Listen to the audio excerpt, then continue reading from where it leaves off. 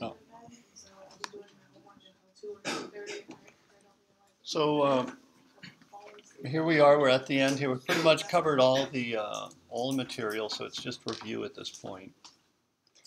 And we made a mistake last time in our last meeting, and it has to do with this Connect 4 program.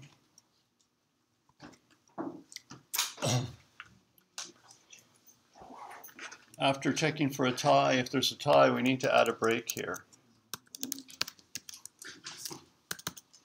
And we do it down here as well. We forgot that.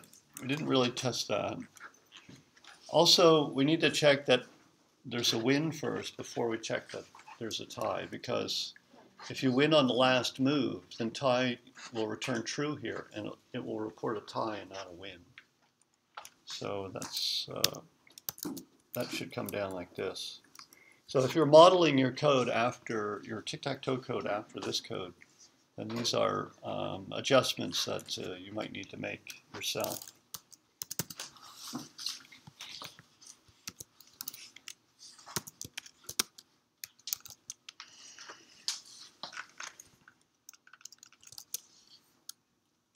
So that's, whatever.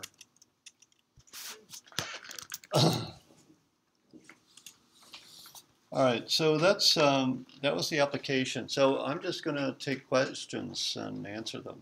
We basically want to prepare for the exam, the final exam. Unless there's something else you want to talk about, just go ahead and fire away at whatever you want to know. Or if you want me to lead the discussion, I can do that too. Whatever. Yeah. On the final, there's nothing like the application problem, right? Like this application? Like on the final? In the past, I have given that guess the number game. I don't know if I put it on this one or not, but I've used that in the past. But I wouldn't ask for a tic-tac-toe. Yeah, it's too big. Yeah. But guess the number is really easy, I think. And the purpose of the guess the number game is to understand, just have a better notion of binary search, because it's a human doing binary search. And then how to use if and if-else expressions. And then the idea of a loop, and that you have to prompt the user inside the loop, right? The C in and the C out questions have to be in the loop. They have to be repeated over and over again. So those are the ideas that I'm sort of testing with that question. Anything else? Yeah. So is the final worth 500 points or 400 points? Oh, it's 500. I'm sorry about that. This is 500 points, not 400. On the grade sheet it says 500. I forgot to change that.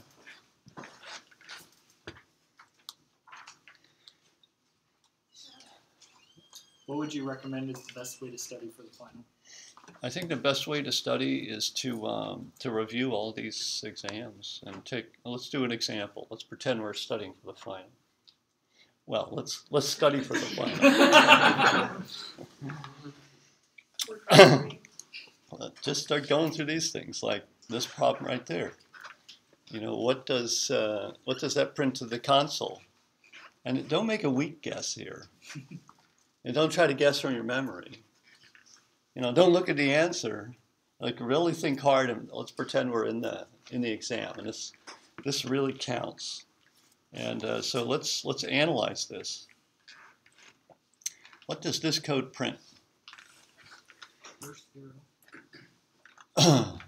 Well, we got to execute these two lines over and over again, but we stop executing those as soon as this condition becomes false. All right, so we're going to repeat it. Now, when we start, it's possible that this condition is initially false, and we never execute the loop substatements. But I've never given that problem on the exam, but it happens in real life. But I is 6, so I is less than 66, so the loop condition is true. So let's go ahead, and we're going to print I minus 6, so we're going to print 0. So let's do that.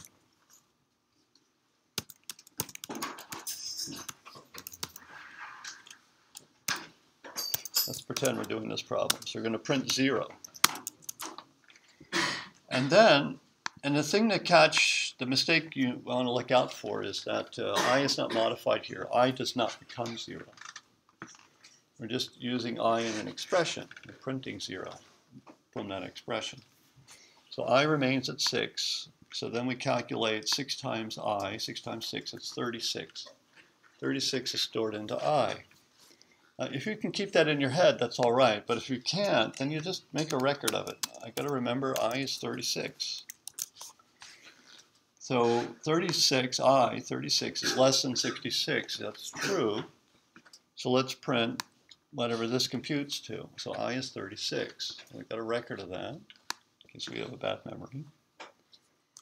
So we're going to print 30. And I remains at 36. We're not modifying I. And then we're going to do an assignment. We do the multiplication first, and we assign to I, because we're using I in the expression. So 6 times I is 6 times 36. So I is now 6 times 36, which is some big number. Bigger than 30, bigger than 66. Isn't this how I did it? Yeah, it's bigger than 66, so we don't have to calculate it, although you could. I mean, it's what, 190? 180 and 36, 216. 192? 216. 216, there you go. Okay. Well, 192 would have worked. So. And that's it. So it prints 0 and 30. So when I exceeds 66, we don't execute these commands anymore. So this is your work, which you can leave there or take out. Here's your answer. Okay, now we did the hard work. We figured it out. Let's show the answer. 0 and 30. Okay. All right, let's do something else. This time, maybe you've done all these problems already.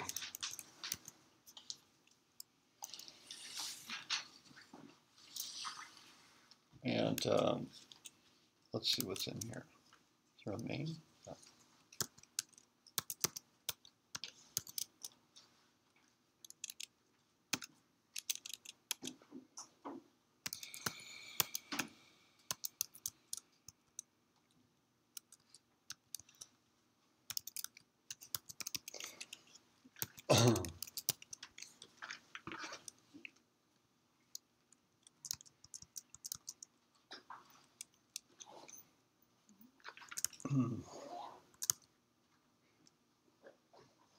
You'll need to remember what rand is and how that works.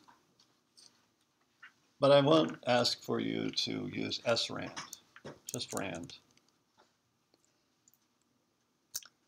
So here's a program that doesn't do much.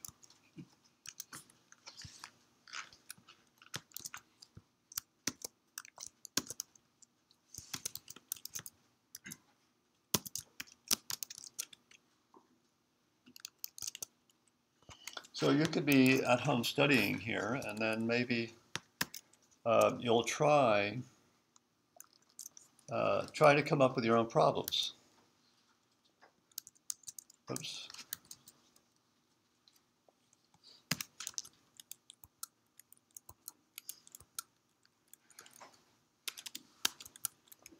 So, this is something that you could do.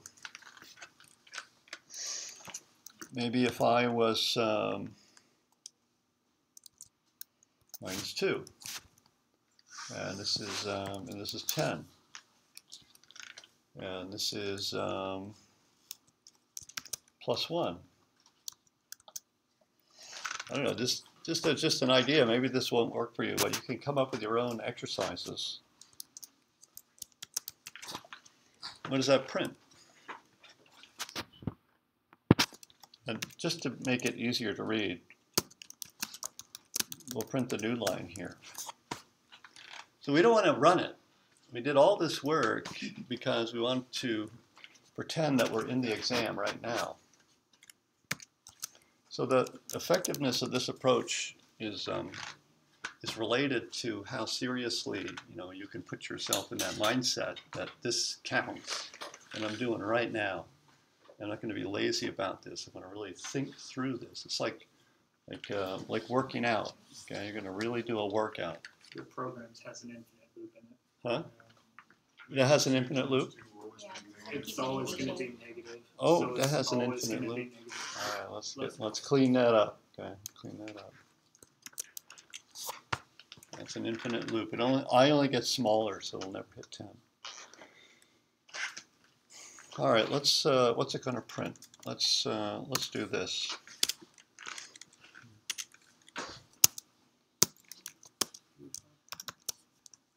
Oh, you know what? I'm going to do it like this. No. Let's print what we think it's going to print. And then we'll let it print, and then we'll see if we got it right. All right. What does it print? 3, 5, 9. Let me know what you think. 3 and 7. 3 and 5 and 9. Everybody think about it right now. Right now. Right now. Can you do this problem? This is from exam 1. It's going to print. Think it out right now. It's going to print 3 and 5. I want everybody to think it out.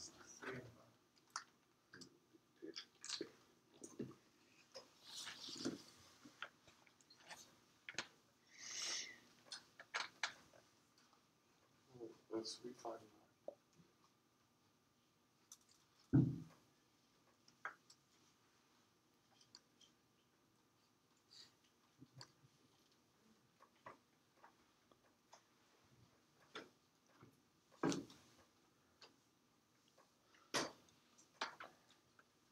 As a print, it's hard for me to think it out actually without writing anything down. Can you guys do this without writing stuff down? You're okay, right? Back there, everybody? What do you got? How many numbers get printed? 3. 3. All right, that's good. 3, 5, 5, 9. and 9. Is that right? Because I, look, I is being doubled. It starts at 2. I is being doubled and it starts at 2. And we always print one more, so it's going to be like 2, 4, 8, right? And then when I hit 16, we're beyond 10. Okay. So now you made your serious guess here.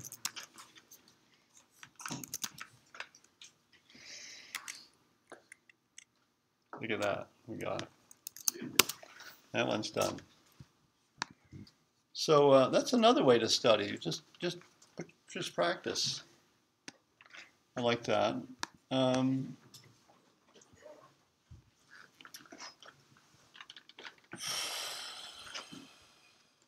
What about this kind of problem here?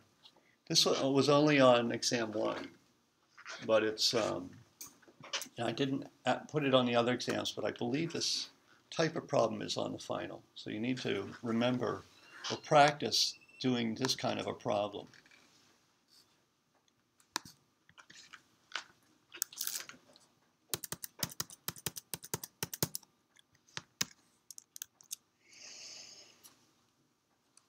So what does this program print?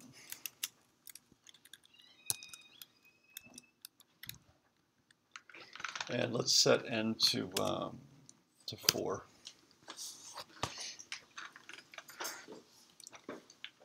And maybe set that to 3. This one to, we'll leave that at 3. Set that at 1. All right. What does this print?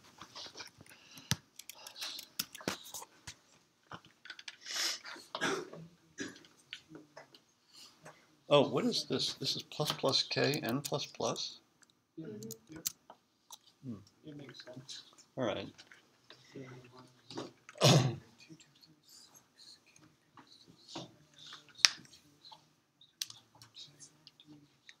2. 2. It will print 2. Everybody back there? You're okay with that one? I was thinking about something else, but I'm going to put 2 there because that's what I heard. You have 1, I was not thinking about this. 10, which is 2, 10. My guess is 2? because K plus 3 is K. No, but in now n is 2. From S to K, so Two that is on the 2. line line. Then you have to increment K, so then you do 0 plus 7. So Before you 2 get to the plus CL 7 is line. 9 mod 3. So now you have 2 plus K was 6, but you're literally going to 7. So that's 2 plus 7, which is 9.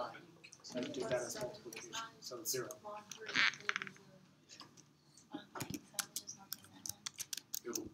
Answer is 0, not 2. Yeah, it'll print 0. Yeah. I thought it was multiplication. We're getting there. All right, I got to figure out an organized way to think through this problem here. And it's hard for me to do it in my head, so I'm going to write down some notes. And I'm telling you the truth.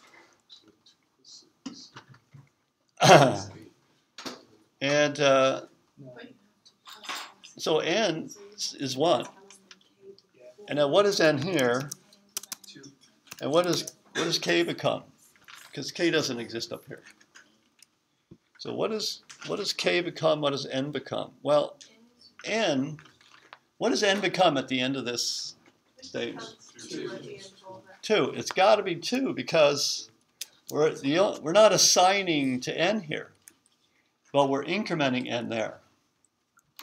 So that's a type of assignment. Oh, yeah. But it's a funny type of increment. It's called a post increment. So we increment the n after we use the n. So we use the n in this expression here that's used for setting k. So we don't know what k is yet, but we know that n is going to be incremented from its earlier state of 1 after we assign to k, or after we read from n, whenever.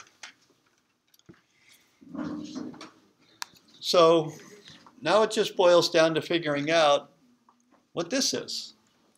So let's be organized about it. Can we do the multiplication next? No.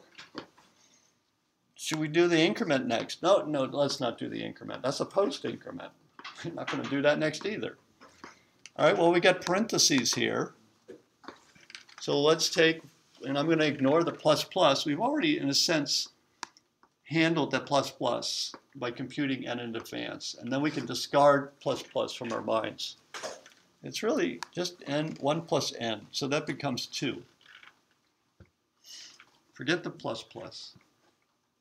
We already figured it out. So 2 times 3 is 6. So n becomes, or k becomes 6.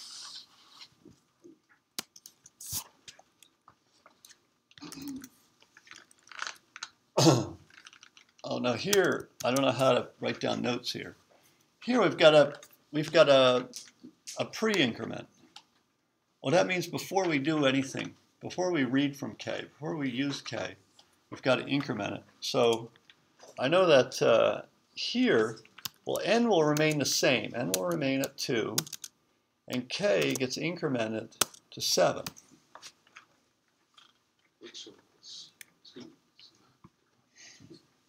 So n plus k.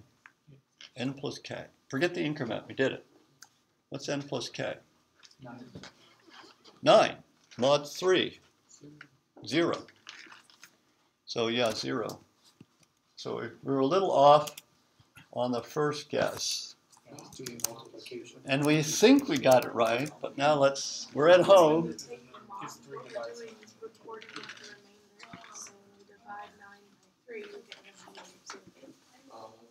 Does everyone get this? See, this, we know that is 9. That is 9. So what's 9 mod 3?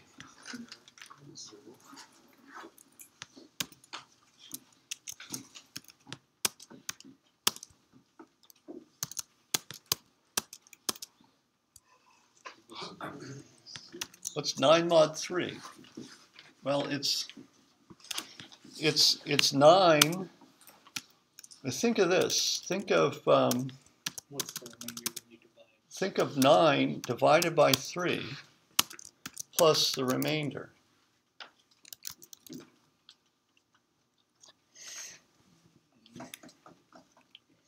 what is that? What's 9 divided by, wait a minute, what am I saying there? 9 divided by 3. What is 9 divided by 3 Just what's the remainder when 9 equals something plus the remainder divided by 3. Is that okay? Did I get that? Basically, you're looking at the remainder. Wait, let me do this. What's 5 mod 3? That's, 5. Sorry, that's a mod there. You should 5 mod 3. Am I doing that right? It would be It should be divided. something times 2. Yeah, I'm not happy with that. Forget that. Well, you were just like, I'm trying to find a new way to explain it, but I didn't practice that. What's the remainder when you divide a number by? Does everybody get this? All right, I think we don't need to talk about it. right, Oh, oh yeah, you got it. Funny.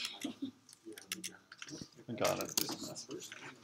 we got it. We checked our answer by using our own program. So we're, this is another problem. What about this complicated one here?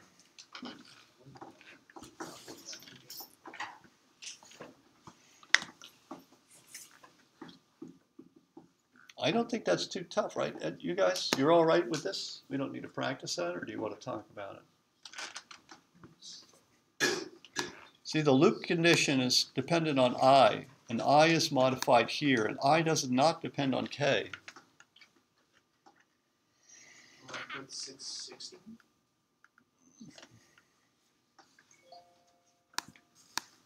$660? Yeah. That's what we print? No. How many times per number?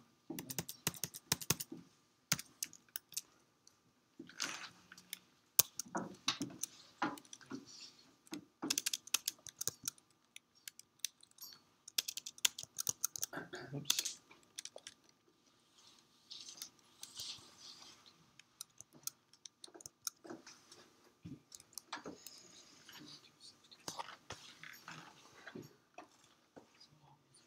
Well, It's not going to be 660. I starts at 2, and we double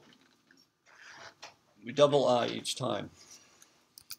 So I is going to start at 2, then it'll be 4, then 8, then 16, 32, 64, 128, 256, 512. So when it hits 512, that's when we stop.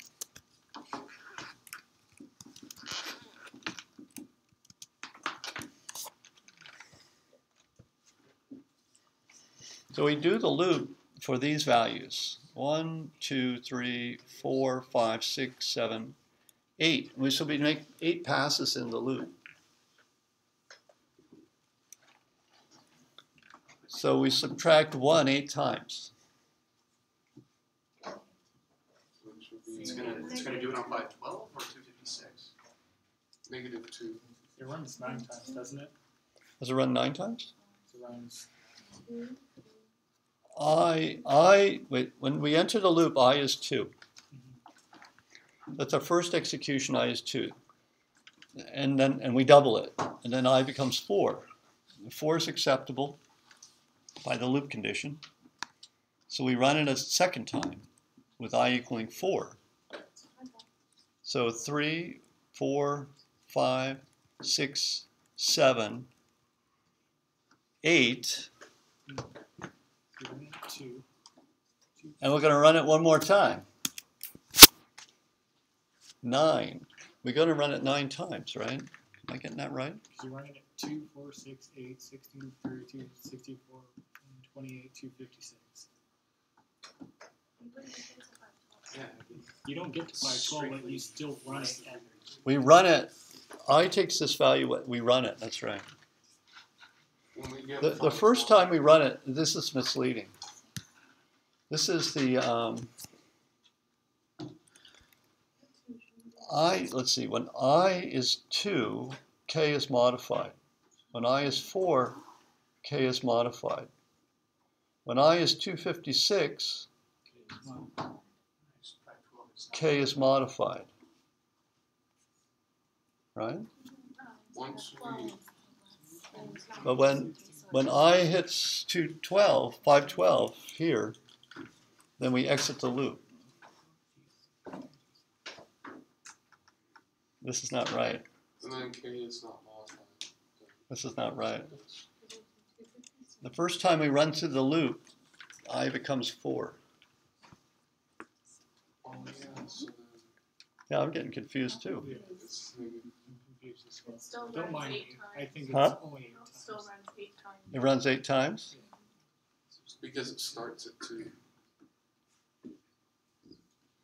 Yeah, it runs 8 times.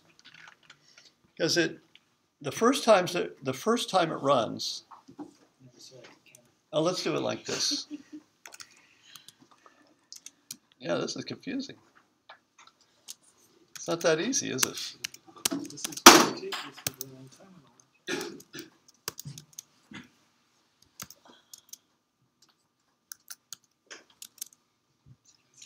That's what the I make lots of mistakes. So when I begin with this would be getting the This is I at the beginning of the loop. And this is I at the end of the loop.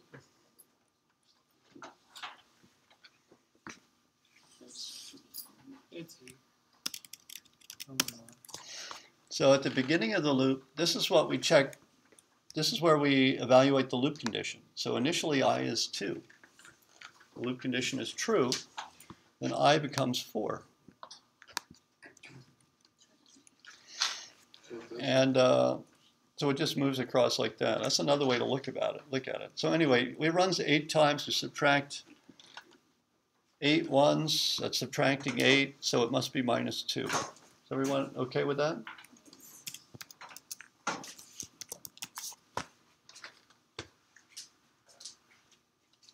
Did I confuse everybody? You did. So But the you gotta- answer is -2. Huh? The answer is -2. You know, I think so. I'm 98% sure it's negative 2. I'm 99.5. 99.5? 99.5. I am now 99.5%. Yes.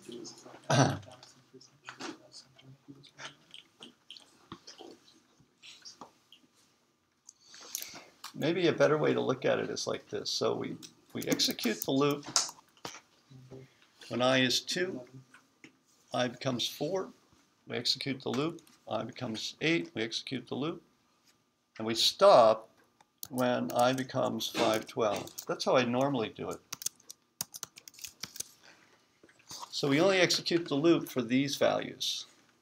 This is how I've explained it so far in this class. What I have highlighted there, those are the values that I takes on where the loop runs. And the last value, the loop does not run. So that's 8 times. So subtract 1 8 times. All right, that's enough on that one. Wow, we got. So, Minus 2. What about this one?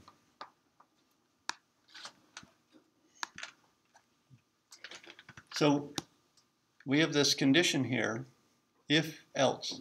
That means it will either print this or it will print this. It has to print one of them and only one, because it's an if else.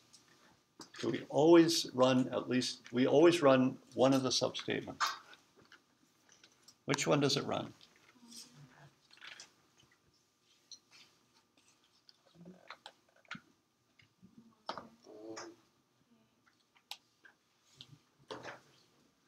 Non-zero. non-zero. Because 1/2 is 0.5. Well, it's because of the double y, which makes it 1/2. Yeah. So we print. non-zero. If y was an integer, then it would be 0. Actually, I do not like this question at all Why It's does written a little weird. because you should never. This is a If it equals this is a like a floating point number. You shouldn't use equality with floating point numbers because there's round-off error in the computer. So it doesn't make sense to use equality. It's better to use inequalities. It's not a great question, actually. But I don't want to get into that. So these problems are all, very similar. How about this? Write code that computes the sum of even integers between 100 and 1,000. How would you do that? Think about that. you'll make a loop that starts at 100 and ends at 1,000? Make a loop that starts at 100 and ends at 1,000. And so we have to compute the sum.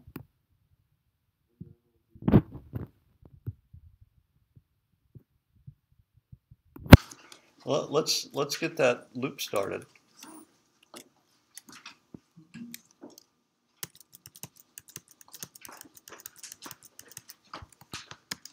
And that'll just be I plus something.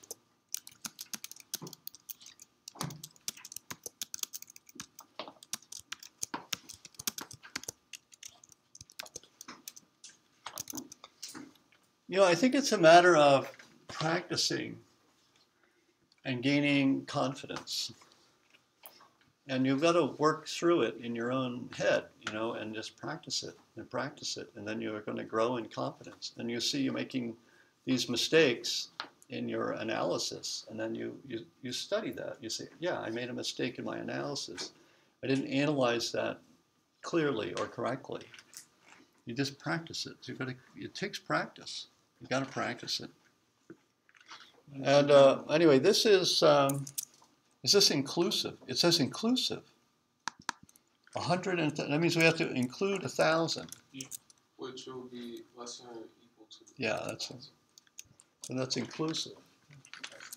We got to add these up. We have to compute the sum of even integers. I equals I plus 2. I mod 2 equals. Yeah, that's it. So if I is even, then we're going to add it into our sum. And we test for evenness, the standard approach. We divide by 2. If it equals 0, it's even. I mod 2 is 0. So divide I by 2. There's no remainder, then it's even. What's another way to write? Can you do it instead of iterating I one at a time? You have I equals I plus 2. Yeah, you can do it that way too. And that way you And don't people need have- if. This is from an old exam, and people did give that answer. That's I fine. think I did it that way. But Yeah, that's sufficient. What's What's another way to write sum plus? What's that? How do you what's another way to write sum plus equals I? Oh, this? Yeah. Another way to write that is sum equals sum plus I. These are identical. Okay.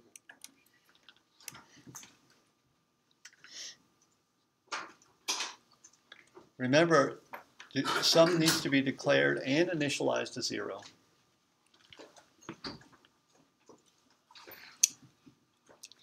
And, there's other solutions.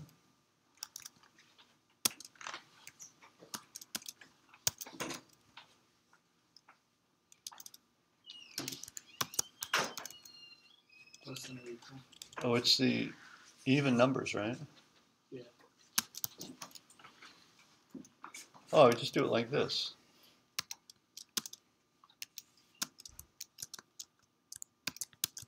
Just do the same thing. I plus 2. Yeah, and then,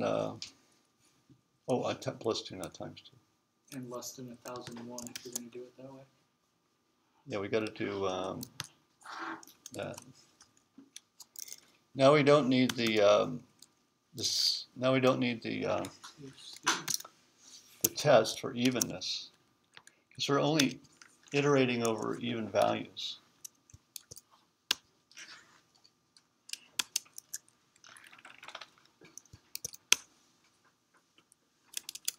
See the difference there? You could also write it like this.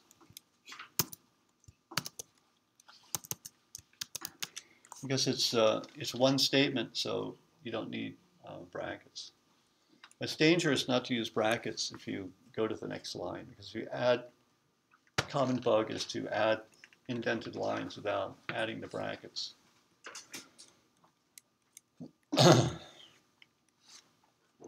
And there's even another way to do it.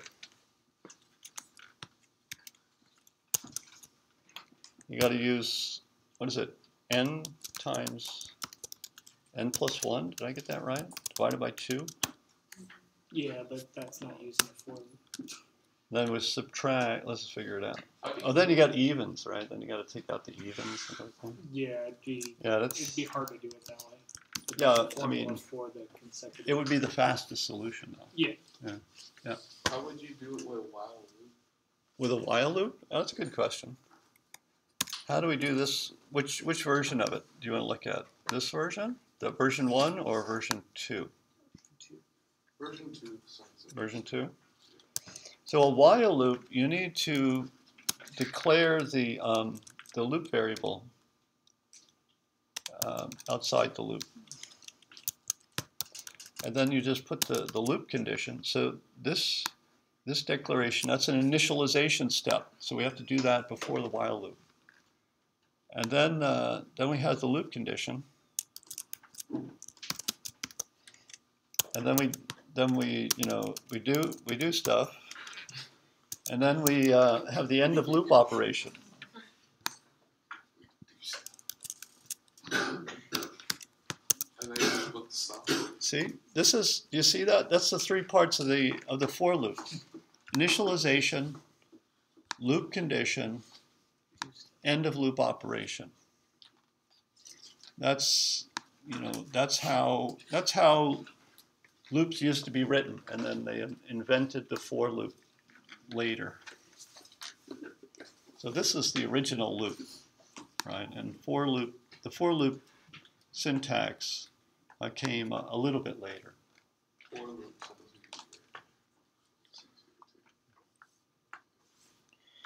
Of course, the stuff we do is this, right?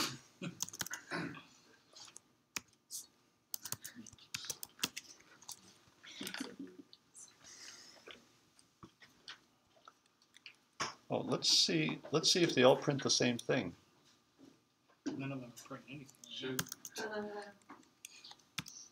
Should the statements be switched in the last one? Should these statements be switched? These two? Yeah.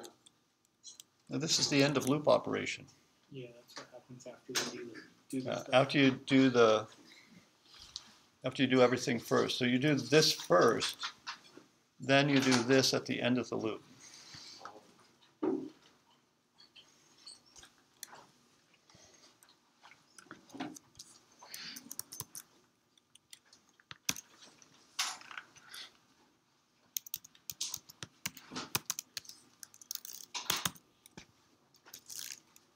So we're going to test our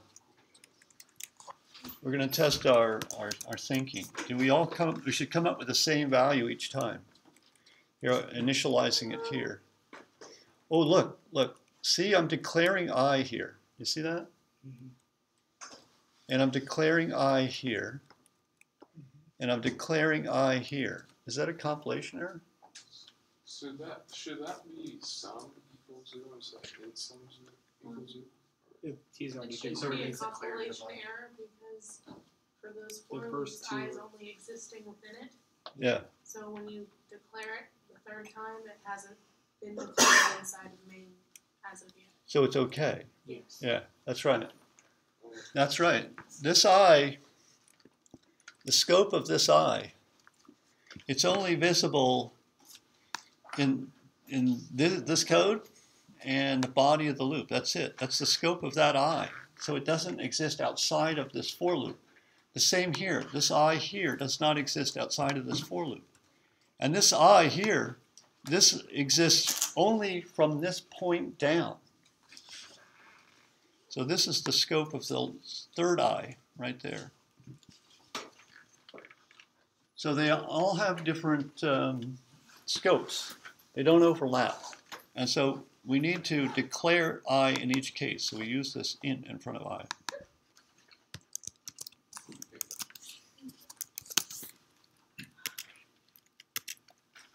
We got it.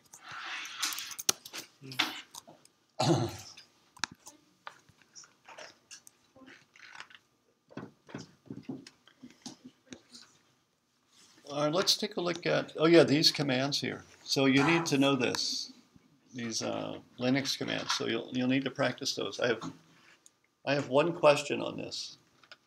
And in that one question, which is worth 25 points out of 500, I think I broke it into 5 mini questions.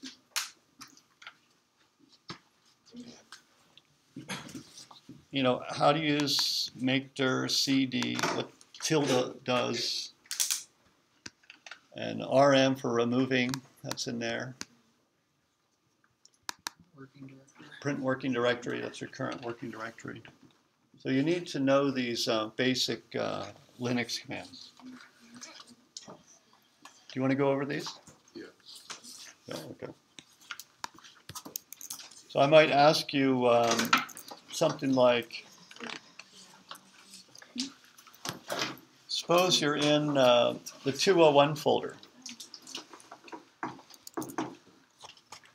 Suppose my home directory is users Turner, and I'm in the 201 folder. How do I display the contents of a sibling folder called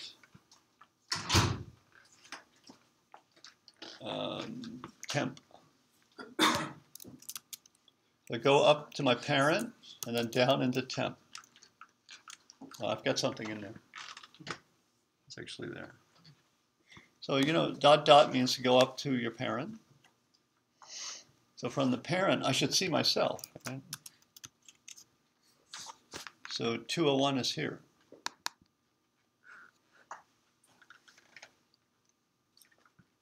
And temp is here.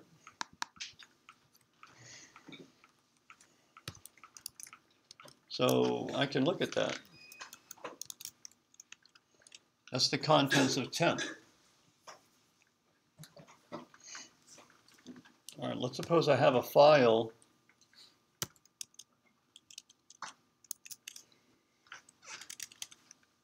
I'm in 201 here. Okay, so I've got this file main right here in my current directory. How do I copy that into temp? You put CP main and then backslash. And then T. What like this? or attempt. Is that going to work? This slash means the root folder. So temp is not in the root folder. So Temp is in my home directory. you have to go to the parent. So it's under my home directory. So this works. Also, temp is a sibling, you know, so it's under my parent. So that works. Or I can use the absolute path. That works. So there's a lot of ways to do it.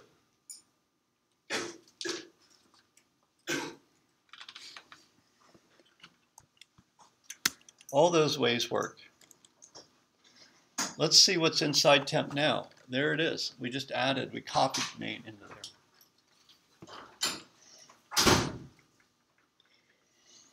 How do we remove main? rm main.cpp. is gone. Main is not here. Oh, let's restore it. We've got main in temp. So let's, is main open here? Actually, main is actually open. Let's bring main back. So it's in temp.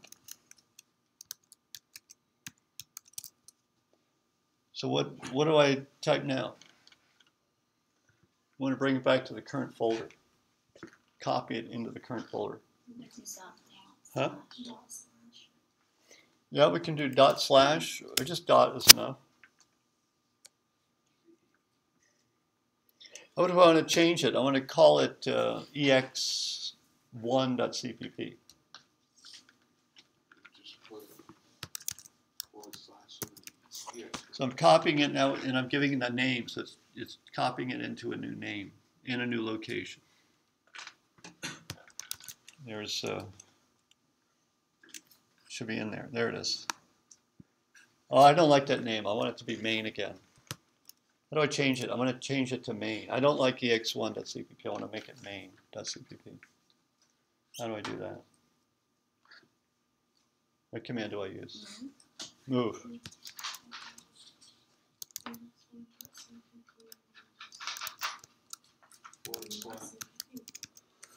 So move command is like rename. And what do I have inside func? Oh, there it is. Okay. So let's make a directory. Actually, I don't main. Main is in our current folder. See, main is in our current folder, but I want to create a subfolder called test and move it into the subfolder. How do I do that? You put mk Make dir test, and there it is. And if you look in there, it's empty. I don't need a slash. And then we want to move main into test. What happens if I do that? Does that kill the directory? No, you just Does this clobber the directory called test, or does it put it under test as if it was like this?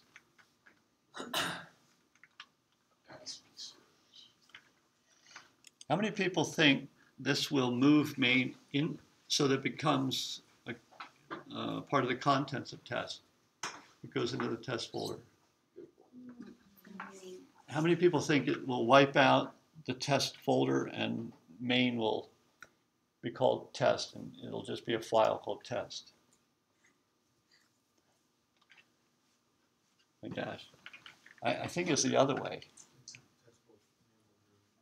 I think that this preserves the folder test and puts main under it. Let's try it. I might be wrong. I'm right. So that's how that move function works. But that little part there, you don't have to worry about for the exam. That was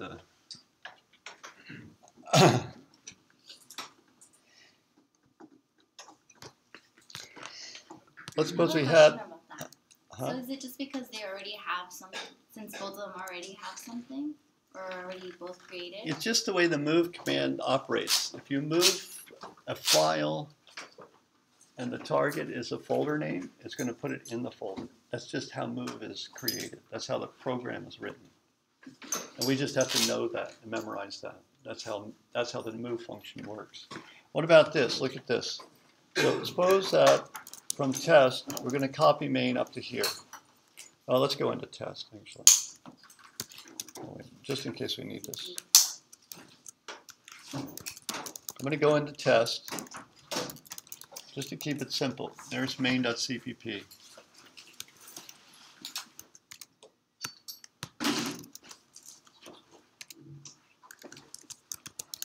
Now we have two files, hi.txt. Hi.txt looks like that, it just says hi in it. And main has got the program that we wrote. suppose we do move main.cpp. I'll do it like this. Move high. Now what happens? This is like that folder, right? We moved something into a folder, but now we're moving one file onto another file. What happens here? This will not be on the exam, by the way, just to get you practice using move. Does this destroy main? No. How many people think this overwrites main with hi.txt? He got it right last time, so we're going to vote with him. Yeah. All right, so look, hi.txt doesn't exist anymore. Oops, that was a mistake. There's hi, so we lost main. And there's no trash can, so we can't undo here. And so when you work at the command line, there's no undo. So it's very dangerous. You do things like this, like remove, recursive, force. Now if I give my home directory here, that'll wipe out everything in my home directory. It would I would lose everything. I couldn't take it out of the trash can. And suppose I was a root user and I did this. I would wipe out my whole file system. So now RF means recursive. Recurse means to go into all the subfolders and remove. And the F says, don't ask me if you really want to do this. Force it. Just do it. Don't tell me. So this, and you end up using this all the time, really. But when you do it, you got to like wait, pause, And if you're not certain about your delete, then go to something like a Finder, and delete it, and then you can pull it out of the trash can if you make a mistake. There's no trash can at the command line. All right. So that's the first exam. Then there's exam 2. And this will be, problems like this will be on there. And you'll have to do this, one of these things. The school bus. These just, I have to practice. And do you want to meet on Monday, or do you want to skip Monday? Because there's nothing new. It's just review like we're doing now. I'll be here Monday, but I'm not going to prepare any material. If you have questions, bring them on Monday, okay, and I'll answer them. And if you already are set, then don't bother to come. Just study by yourself, or if you don't need to study. I mean, it's not that tough at this point, I think. If you've really been on top of it, there's been many students getting A's on all the exams, and they just know it totally right now. They're not going to have to practice hardly at all, maybe just a little bit, just to stay fresh. But some of you are haven't been practicing as much, and you're not shooting for an A, you're shooting for something else, but you're going to need to practice going up to the exam. All right. Any requests? Yeah. I have a quick question. Would you say the final is a mixture of questions from each exam, or would you say it's a mixture of questions from each exam? Exactly. So nothing new? Nothing new. The only thing that's on there is sorting. So sorting did not appear in any exam right there. I have a question on the final that asks you to show me the sort function. I have a question on the final that asks you to show me the binary search function. Those are guaranteed questions. I don't know, I might ask you to do it for an array or a vector or increasing or decreasing. I don't remember what I asked. But those are very minor variations of the basic problem. Yeah. Then would you include any small piece function of the application of the tic-tac-toe? Anything at all from it? The most complicated that I would do is the guess the number game.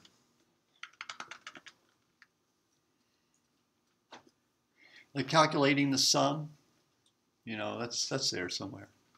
calculating the sum of even values between two numbers. You know, maybe I got that there.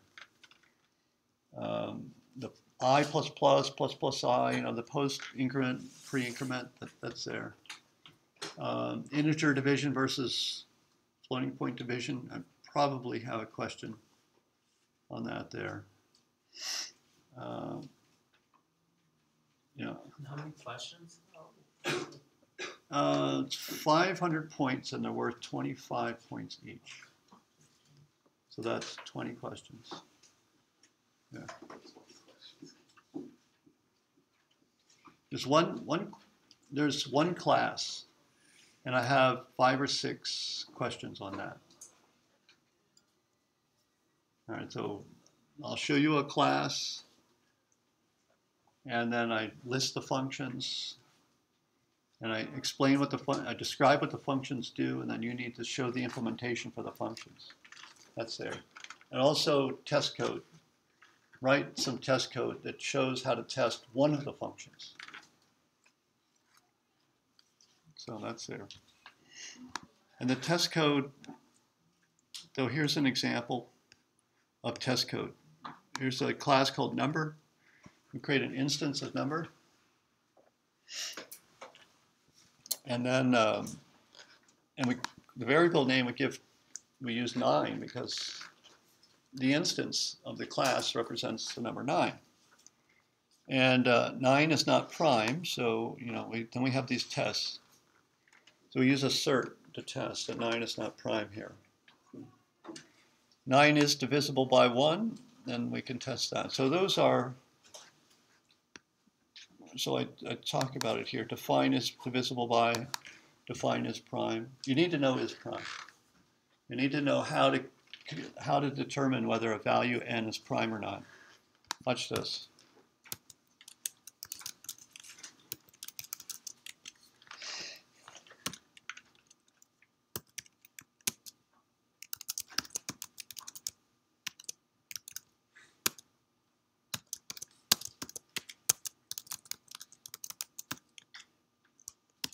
Return.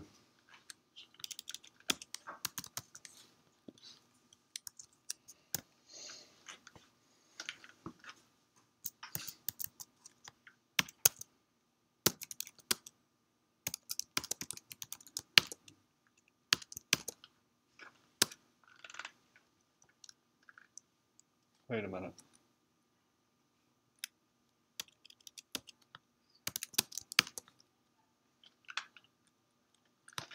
Let me do it like this.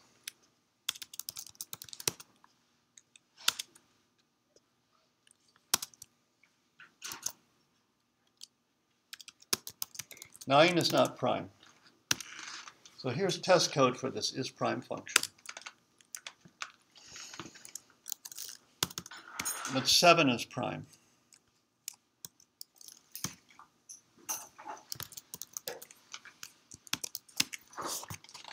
So implement is prime.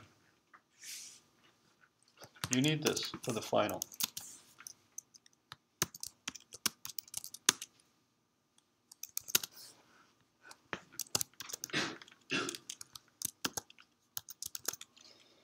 What you don't need is, you don't need to memorize this stuff. This doesn't matter. It includes that you don't have, just like the other exams, I didn't need for you to, I didn't require that you remember anything about including headers or using the namespaces.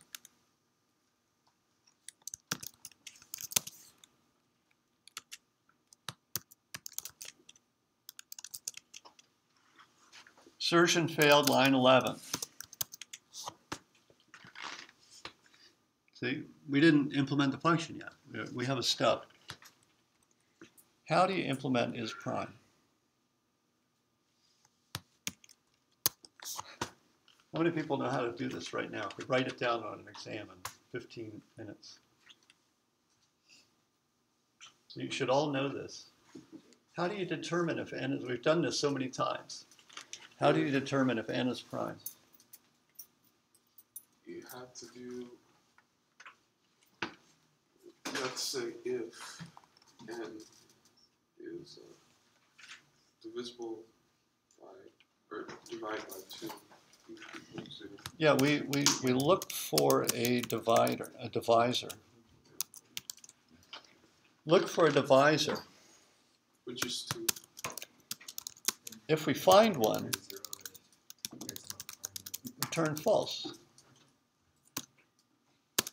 If we don't find one, return true.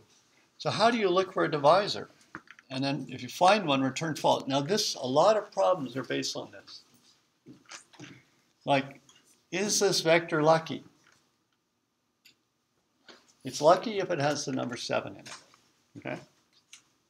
So what are you going to do? You need a loop. You have to look at every value. You're going to return true or false. What are you going to return in the loop? You're going to return true from in the loop, or are we going to return false from in the loop? The vector is lucky if it has a 7 in it. That's the definition of lucky. What do you return from within the loop? You're going to end up returning true, it is lucky, or you're going to end up returning false, it is not lucky, in the loop. Some test in the loop will let you decide if it's lucky, true, or unlucky, false. True. Everyone get this? You got it, right? I mean, false.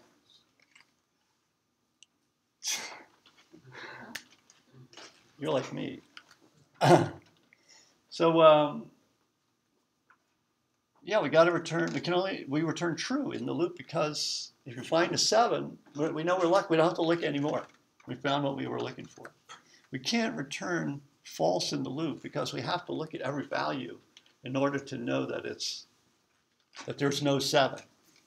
So for prime, we have a loop that starts at 2 and less than n and I. So, if something, then return true or false, else return, true or false. I mean, that's basically what it's going to look like, right? So what are we looking for? What are we looking for when we're trying to decide if n is prime? We're looking for a device. Wait, someone else back here. What are we looking for? N mod 2. If those are Yeah, n mod 2 or n mod I, right? So what do we want to know about n mod I? It should equal or not equal what? not be 0. Huh? Not be 0. If it's not 0, if n mod I is not 0, what do we know about n if n mod I is not 0? It means I does not divide n. Fine. It's not a problem. Well, you guys already know this, so let's try to get back here. You guys see this, where we're going here? You're taking a walk in the woods, and you come to a place, and there's a path that goes this way and this way, and you don't know. You just don't. It's a new forest. So you're going to say, well, I'll take the left path, but I'll make a mental note that if it leads nowhere, I'm going to come back to here and take the right path. So this is the path we chose. We decided to look at, to detect whether we found a value that doesn't divide n. What can you do if you found a value that doesn't divide into n? Can you declare that n is prime? Just because you found one value that doesn't divide into n? Can you declare it's not prime because you found one value that doesn't divide into n? No, you can't declare that it's not prime. I found 9 divided by 2. 2 doesn't divide into 9, so we declared 9 as prime. I can't do that. If we find a value that does not divide into n, we can't declare that n is prime. We have to try every number. It has to be the case that every value doesn't divide into n. So we took the wrong path. Now we got to back up now. Because our logic, we figured it out. We made a mistake. How do we fix it? You just put Equal zero. Huh? Equal zero. Yeah, equals 0. So let's suppose we found a value that divides into n. In other words, I take n divided by I, and I get a 0. So I evenly goes into n. Can we make a conclusion about what n is? Is it not prime or is it prime? We found a value that divides into n. Some value, one value. We don't know about all of them, but we found one value that divides into n. So what can we make a conclusion? Yeah, it's not prime. So what do we return? It's not prime. The function, the name of the function is prime. But we found, we know that n is not prime. So what are we going to return? return false. False. The function is prime, but n is not prime because some I divides into n. So once we go through the whole loop, that means we didn't find any I that evenly divides into n. Well, that means that n is prime. So then we're going to return true. That's not too bad of an algorithm right there, is it? You know, it's pretty short. And this models a lot of the problems that we do, like, is the vector unlucky? You know, where unlucky means there's a 13 in there. So you have to decide what you do in the loop. You don't always return false in the loop. You could return true. It depends on the problem. And figuring out what the right sort of test is here, this is, you know, that's something that you tinker with. You know, it's like you're in a forest, you've never been there before. So you have no idea if the left trail is where you want to go. You got to take the trail to think it out. But don't just take it and say, oh, well, I don't know. I'll just take the left trail and there's my answer. I think I'll just turn in my exam, you know, half an hour into the test and then go get a coffee. No, you got to take the trail, then you got to test it with your head. You got to try the sample data on it. And if it turns out that it led the wrong way, you've got to back up and try the other alternative. So you need to sort of carry out that process in the exam. And I see that I'm out of time now. But that's it. I'll be here on Monday. It's totally optional. I'm not going to prepare anything. If you have questions, bring them up.